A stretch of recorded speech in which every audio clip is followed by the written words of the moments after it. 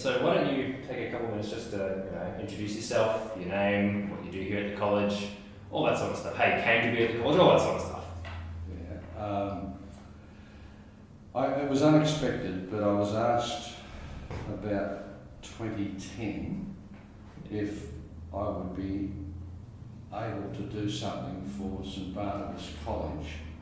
They needed some lecturers in New Testament, and what was my interest? I said, oh, John's Gospel, pure and simple. So I did teach, I think, in 2011, and then that led to other things.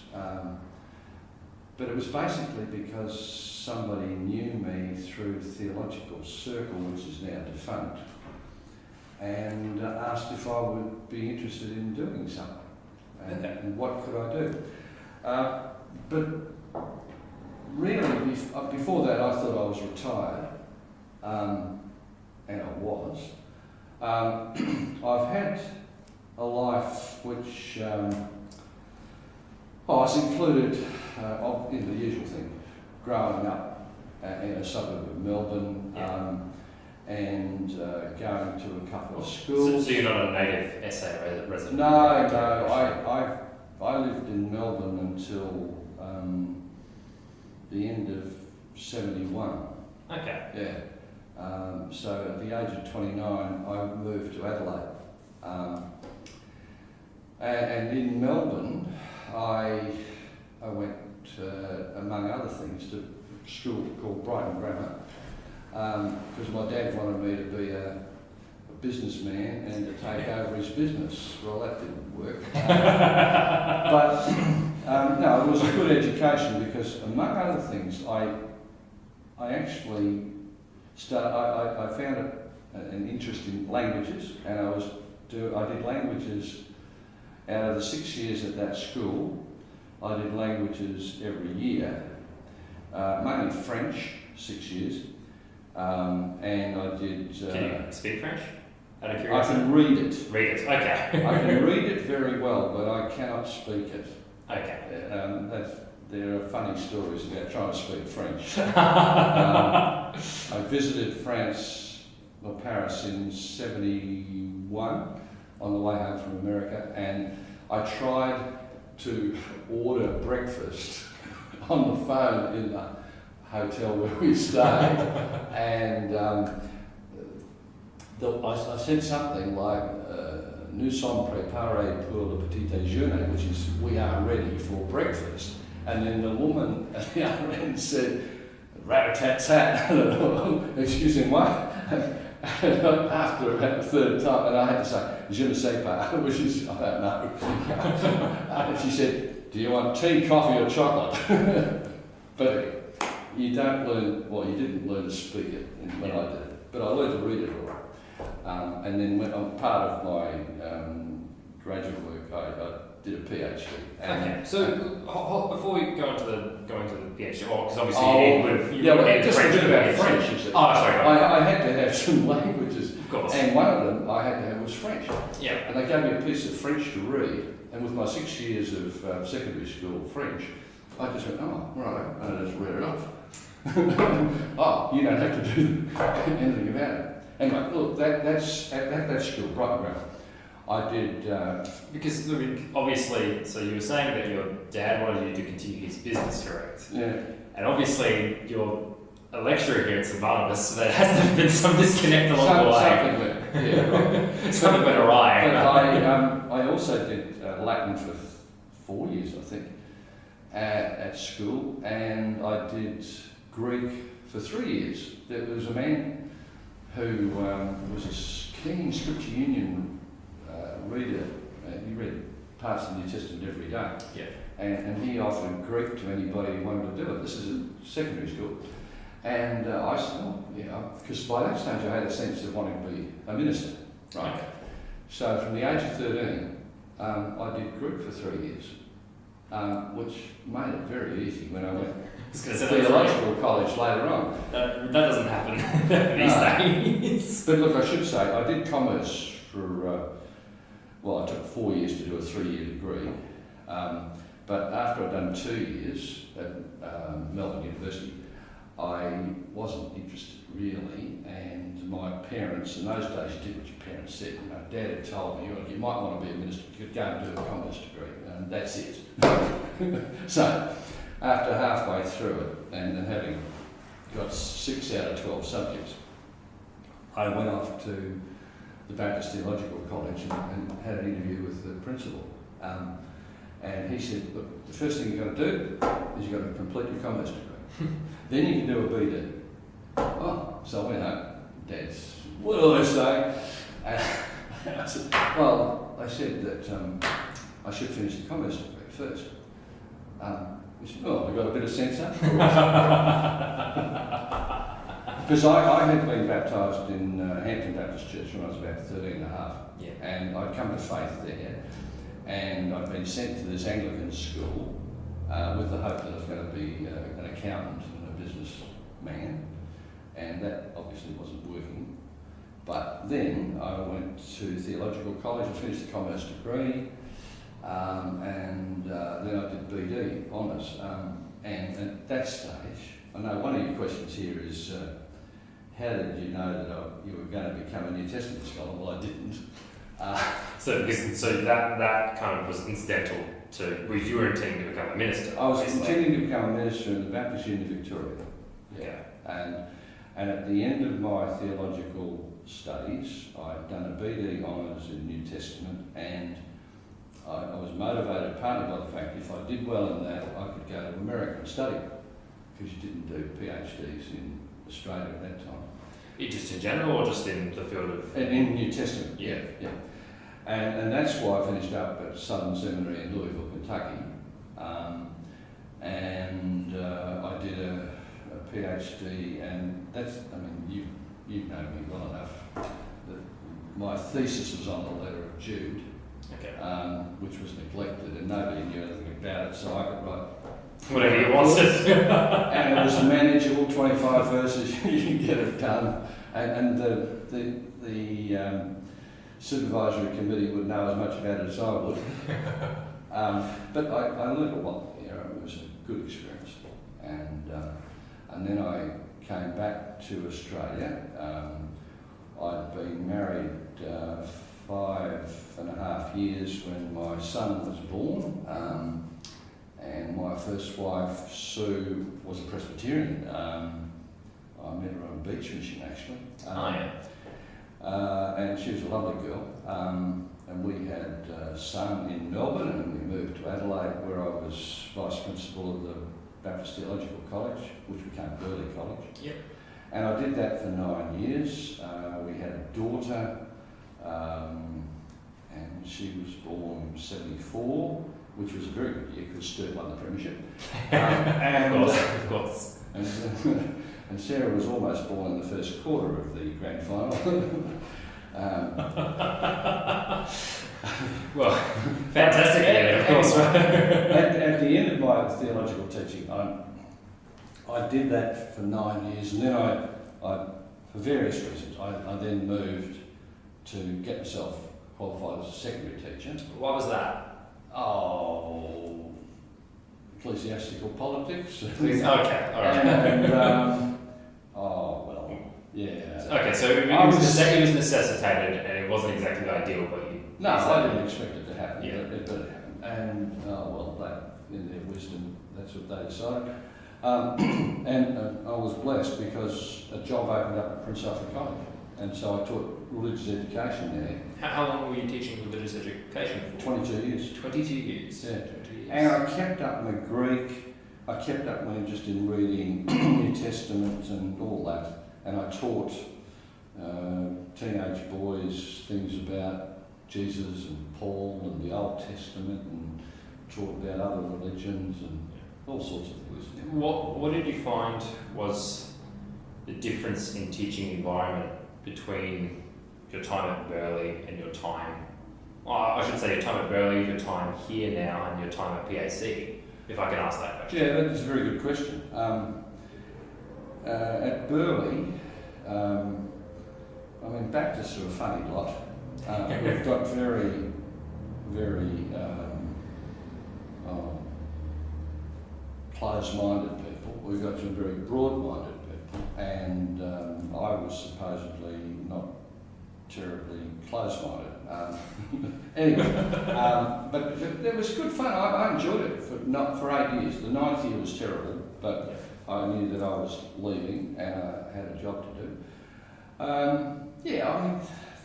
There were students at Burley that were thoroughly enjoyable to teach. There were others who knew it all, and anyway, I learned a lot from that experience. I guess I'm most interested in sort of the difference between being a religious education teacher and in being a lecturer at a theological college. How does the format between that change? What does the difference look like there? I actually became a better teacher because of the 22 years at Prince Alfred College. Okay. Because you had to make contact, you had to win them over. I mean, in a theological college, generally people are won over and they're interested to do it. Okay. And in a secondary school, they're not necessarily that way inclined. So it's for want of a better way of putting it, it's more of a, not a battle, but it's more you have to persuade them to be interested in what you're teaching. That's right. That's exactly right. And it's more of a mission. It's a mission opportunity. I did enjoy that, and I found that I also taught history, and I took a cricket team, and I took chess and things like that. And people started to realise I was a human being, and I was a Christian, but I was, generally interested in life and people. And in the midst, towards the beginning of that, my first wife died, which was pretty hard. As it would have been. And my kids had to put up with me for 3.5 years, and then I was blessed. I married Rosalie, and she's been a wonderful helper and friend, and her kids will realise that, I think. Yeah. Because they were 12 and 9 when their mother died, Sue, and they were 16 and 13 when I married again. Yeah, that's right. And so, I mean, one of the things that comes out of my experience is that life throws some interesting things at you, and you learn from it if you've got any sense. And so I think, I'm partly coloured by the fact that I came out of a non-Christian home. I came to Christian faith. I went to an Anglican school, and I was the only Baptist there, and I had an opportunity to learn Greek, and then I went to university, and I mixed in with all sorts of people, and then I went to theological college and met my first wife, and then went overseas, and then really enjoyed the time overseas. The study there was great. How many years were you overseas? So this is for whilst you're studying. This is 68 to 71. 68 to 71. Yeah, Okay. it was. Altogether it's about 3.5 years. Yeah. Okay, so if I have the timeline right, so Melbourne, US, Adelaide. That's that's 3.5 years. Right. Yeah. Okay. And then when I came back, I had 6 months in Melbourne. I actually taught. I actually worked in an accountant's office for 6 months to earn some money, and then I got this job over here to teach in a theological college. Okay. So life does throw up some interesting things, and then after 9 years, I did some more training as a teacher at the CAE up on Kintor Avenue. CAE? Yeah, College of Advanced Education. Okay. Whatever. It's part of University of South Australia, okay. I think. Yeah. And then after working at PAC for 22 years, time came to finish. I forget how old I was then, but coming towards the end of my working career. Yeah. I finished at the end of 2003. I took a church at Richmond Baptist for 5 years, 2004, 2009. So come 2010, I'm retired, and I get asked, "Are you interested in teaching?" Thinking that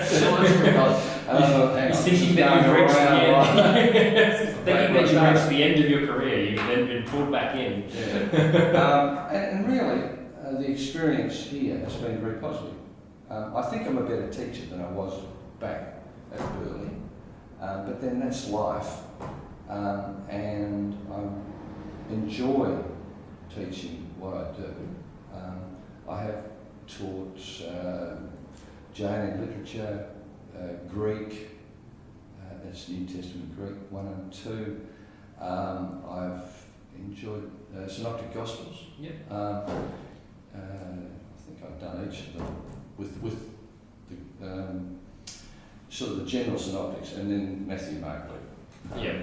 And I've done Johannine literature, as I mentioned. I've also taught another subject, which was alternative New Testament voices, which is it's basically Hebrews to Jude. Ah. So, Jude, back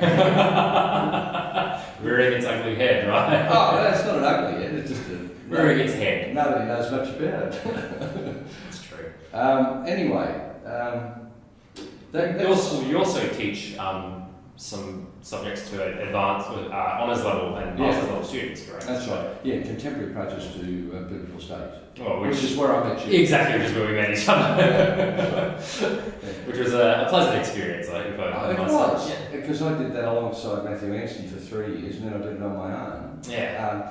And it was an eye-opener because I knew something about maybe half to 2/3 of the subject, and the other half or third I was learning very quickly.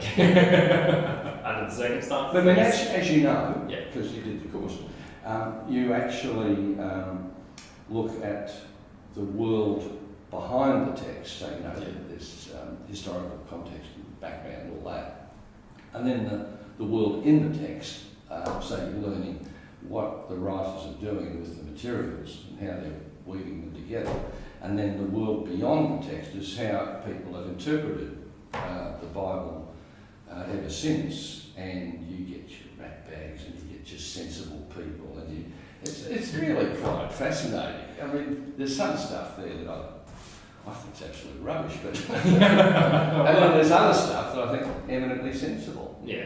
And it helps you get a grasp of the challenge of introducing the Bible to people today. Yeah. Because some people are stuck, you know, I've said this before. Yeah. Some people are stuck in the Jesus Seminar fruitcake line. Yeah. And what if you could, just for our viewers, if you could explain what you mean by that for a moment.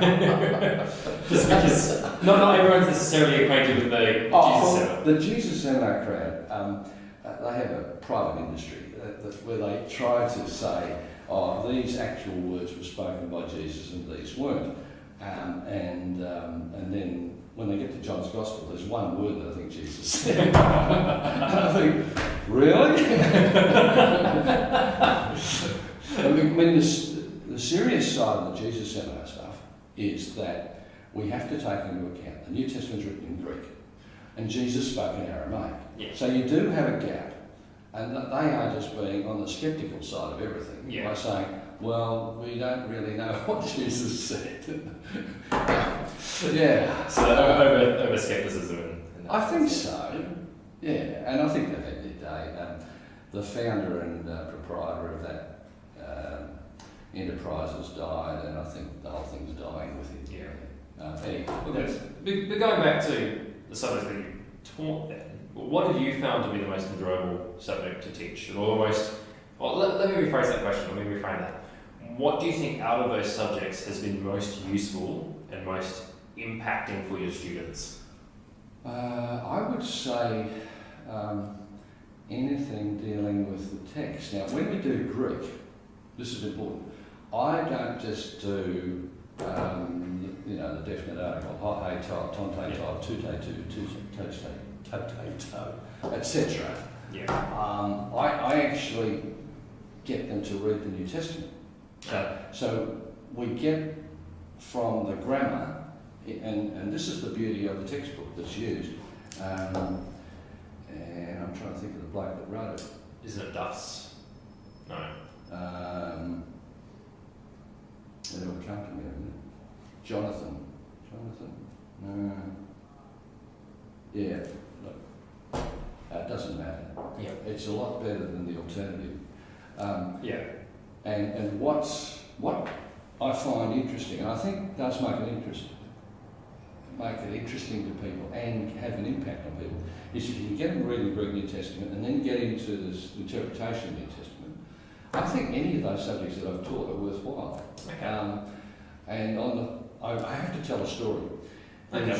There was one student who came about 4 years ago, and he'd never done any Greek, and he hadn't actually studied formally for 30 or more years.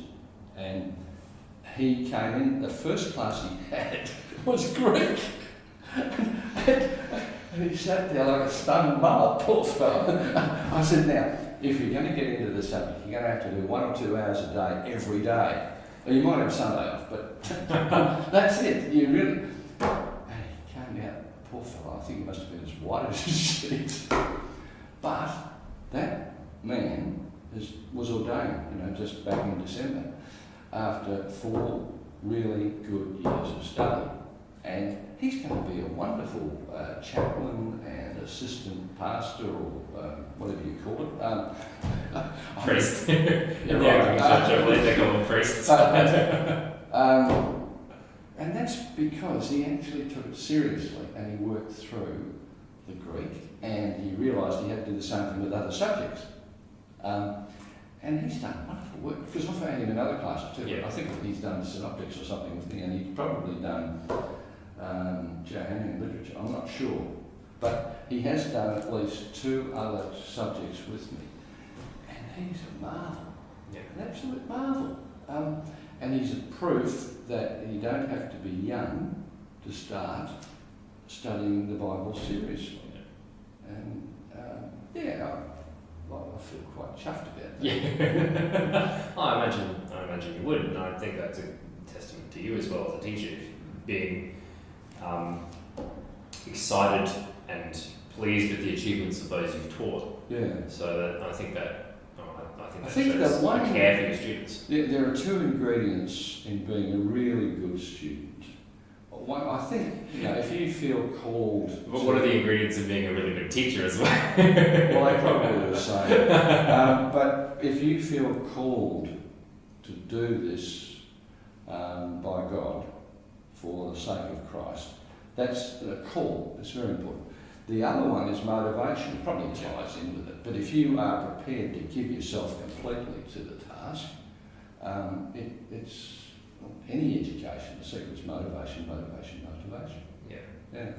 Well, let's change tack for a moment. So, because I think that is a valuable lesson, and not to distract from that, but in terms of, let's shift the focus back to you and your teaching career for a second, because when we were discussing this, you were saying that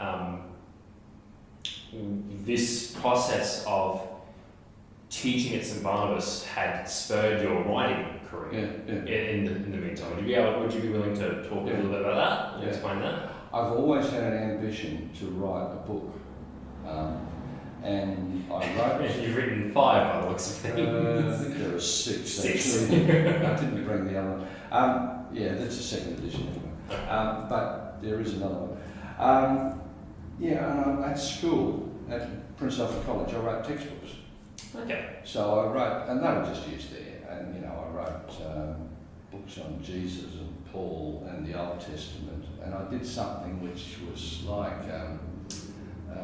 advocating the faith, what Christians believe. I think I called it unbelieving, and that was something that was in year 11, and then the others were in different years, 8, 9, 10. And so you've been writing for a while, to say the least. Yeah, but they're pretty rough and ready works. Yes. But I got better at it, and then in 2007, I took a text to Tony Mancaro at MediaCom. It was the first edition of A Bird's Eye View of the Bible, and he, to his eternal credit, was very kind and had someone look through it and say, right, can you do this with your manuscript? And so I came up with the first edition of that particular book. Well, what is a bird's eye view of the Bible? Outline that for us. Yeah, it goes through the Old Testament and the New Testament, and it tries to put things more or less in chronological or logical order. So, to me, I didn't try and do anything terribly exciting other than just help people get into it. And what you've got is the Old Testament. I just went through beginnings, the early stories of Genesis, ancestors, that's Abraham, so refugees, that's Moses, and then invaders, that's about Joshua and Judges, kings, and then you know your Old Testament history, the kingdom divided into two. So the next bit's the northerners, which includes northern kings and prophets, and southerners, the southern kings and prophets, and then the exiles in Babylon. And so you're just outlining the sort of the chronology of the Old Testament. And then you go to the returnees, the people coming back from Babylon, and with the the appropriate people mentioned. And then I did more or less a topical thing. I did the worshippers, so I did something on Psalms. Because Psalms covers both before the exile and after the exile, and the temple and after the destruction of the temple. And then there's something on sages, so things like Proverbs and Job and Ecclesiastes, and the storytellers. That's an extra one that I put in the second edition. And that's really discussing Ruth and Esther and Jonah, and then the rebels. I love that bit. That's about Daniel, and it's the Maccabees and all that, and it's terrific stuff. And then the New Testament, I did the same sort of thing. I did something on the Messiah, because that's what it's all about Jesus the Messiah. And then I went through the Gospels, more or less in the order that I think they're written. So you've got Mark the lion, Matthew the human, Luke the bearer, John the eagle. They're all portraits of Jesus. And then mission is Acts, obviously. And then I did 3 sections on Paul, where he's a preacher, a pastor, a prisoner, and then the last bit, I did materials from the rest of the New Testament, identity, so... Alternative New Testament voices. Well, it is, and heresy and persecution. And that's the outline of the second edition. When was the first edition released? And when was the 2007. And when was the second edition released? 7 years later. 7 years later. Okay, so 24. Okay. All right. And see, that's where I'd had the experience of teaching at St Barnabas since 2011. And by the time I got to 2014, I had the redraft of that. Okay. And so your time teaching here helped you? Definitely. Rewrite that, did it? The first edition was basically written while I was pastor at Richmond Baptist Church. And I thought, well, I've got to do a Bible study with people weekly. I'll write a book and get them to go through it. Okay. So what sort of changes occurred then in between, if you can answer that question? Well, between being a pastor... Is it in terms of the text? Between the first edition and the second edition? I had a chapter on the storytellers, and I refined it a bit. Because some of it was a bit rough and ready. I think particularly the stuff on Paul wasn't really quite what it ought to be, but I think it's getting closer to it now. We'll put the discussion on hold discussion of the books on hold for a second, because you didn't mention previously your time pastoring at Richmond Baptist Church when we were discussing your time being a teacher and moving from studying commerce to doing theology and then at Burley and whatnot. So you're obviously a minister at the same time as doing your theological education, or teaching at Burley and teaching at ESC. And I was still classified as a minister, but my ministry was teaching at school. Or teaching at theological college. But then you moved to Richmond Baptist after that. I still thought I had something to do. I didn't want to just stop. So I did, and bless the people at Richmond, they took me on. And I had 5 years there, and the ups and downs of being a pastor of a church. The usual pressures, and the challenges, and the enjoyments, and the sorrows. And so then, from there, as we know, SBC, writing books whilst you're being the pastor, first edition of Bird's Eye View of the Bible. Yeah. Now, these other books, so Pray and Sing, was that your second book that you wrote, or was there was another one called Jesus and Life. It was on the I Am sayings in John. Okay. And what I consider to be the parables of John. Yeah. I used a bit of that again in a later book on parables. Yeah. And the next book was Pray and Sing, which I've Could always you had. put that up for the camera? Right. Whereabouts? Just there. That's all right. That's good. That's fine. That's still available through Mediacom, I think, and so is Bird's Eye View. Yep. With the lovely cover. I took that photo. That's a nice photo. Yeah, I took both those photos. Yeah, but I've always had a liking for the understanding of the New Testament, including prayers and songs. One of, obviously the Lord's Prayer's there. Yeah. As a prayer, and the songs, the simplest one I can think of that really, I reckon, is part of a marvellous thing in the New Testament, is on the mind of Christ in Philippians. So the same mind be in you that was in Christ Jesus, etc. Yeah. That's very well identified as a hymn or a song. And there are others too, like the prologue to John's Gospel. Yeah. There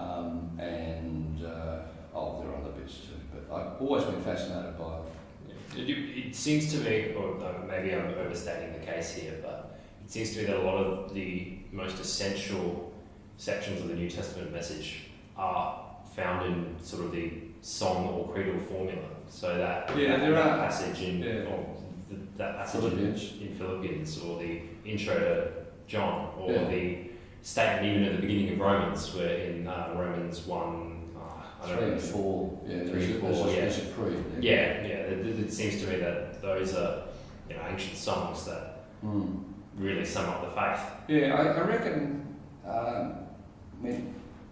The heart and soul of this is that the New Testament is the product of a people who not only witnessed to Jesus, but they also worshipped. Yeah. They worshipped him as one who brought God to them. They did this in the power of the Spirit. Yeah. That's a pretty.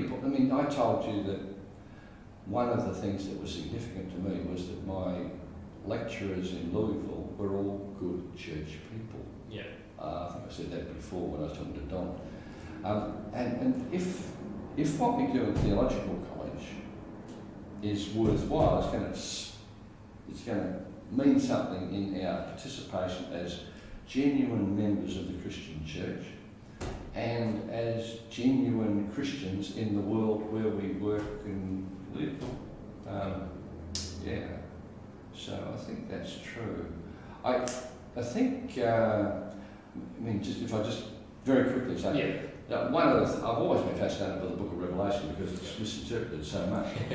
But I wrote Promises and Blessings, this one, and I think it's available through Morning Star publications. I did the obvious things where you have the letters to the churches in chapters 2 and 3, and then scattered through the book sayings which are blessings. Let me quote one. Here's one at the beginning. Blessed is the one who reads aloud the words of this prophecy, and blessed are those who hear and who keep what is written in it, for the time is near. That's from chapter 1. And all the way through, they're scattered. So that's the second part of that book. Yeah. And then I thought, I was teaching, and I taught the book of Revelation as part of Johannine literature. I'd done some of the Christian prayers and songs. I thought, well, let's take up the parables. Yeah. and so then I did things that Jesus said, which has a cover designed by the publisher. It's Rembrandt. I don't think it's subject to copyright. So yeah. It's public domain now. So. Yeah, so there you are. And there are typical things there, you know, the parables in the Gospels. The thing that's unique about this book is that it's got parables in John's Gospel, which you read, you know, there's no such thing as parables in John's Gospel. Well, I think there are. They're usually shorter things. Yeah.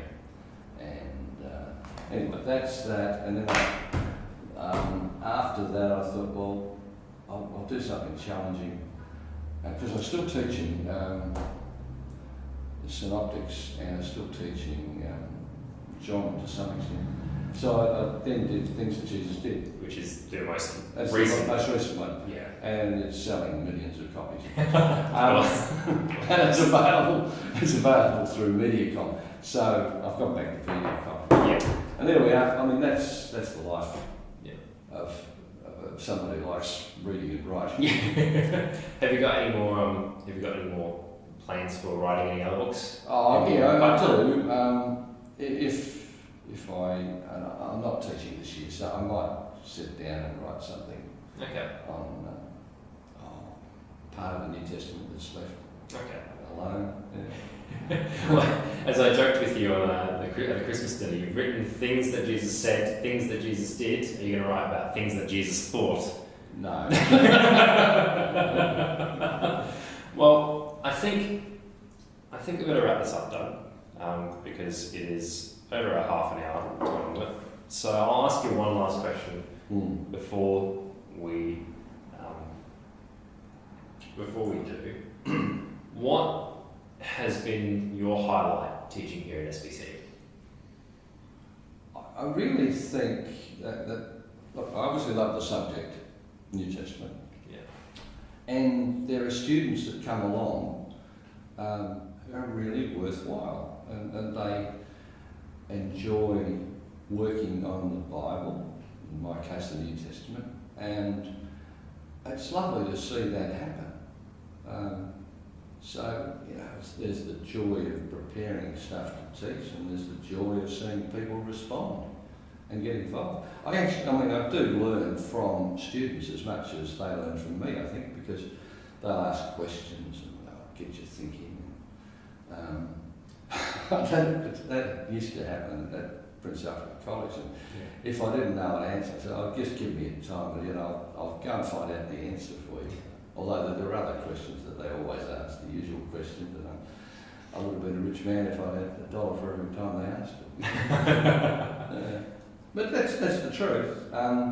And where I can, I get down to morning prayers when I'm in, and that's all part of the richness of this place. Yeah. Well, thank you very much for lending your morning to me, Doug, so I could interview and then use you as material for the college. It's been good. I hope I've enjoyed this conversation. I hope you've enjoyed at least being here and sharing with us. Now, I will be an exception because I am wearing a tie, and I have to say that tie has got a fish on it. And the reason that I wear a tie is I always tend to wear a tie when I'm teaching. I belong to that generation. And if it's not hot, I'll wear a coat. Of course. And when it's hot, I'll take the coat off. When it's really hot, I'll take the tie off. But this tie is quite significant because it's the symbol of the other Christians. It's ichthus. And I mean, that's what the college is about. Ichthus is the ancient Greek word for fish, and the iota is Jesus, and the chi is Christus. The theta is God's, well, that's the genitive of God. And the upsilon, the U, is huios, son of God. And then soteia is the S, the sigma. All those people who have sigma cars, we know. And that's what being a Christian is about Jesus Christ, God's Son, Saviour. And that's what being a student at St Barnabas is all about. Jesus Christ, God's Son, Saviour.